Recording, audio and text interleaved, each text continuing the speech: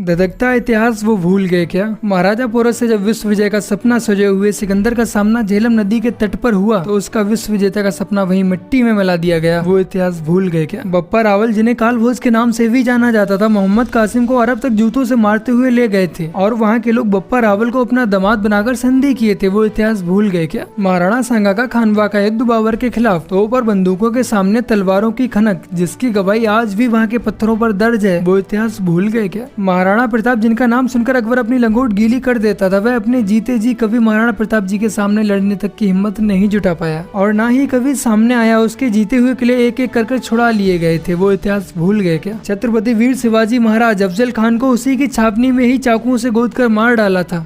वो इतिहास भूल गए क्या? महाराज सुहेलदेव सिंह बैस ने जब गाजी की उपाधि लिए हुए सालार मसूद गाजी को बहराइच में गाजर मूली की तरह काट डाला था।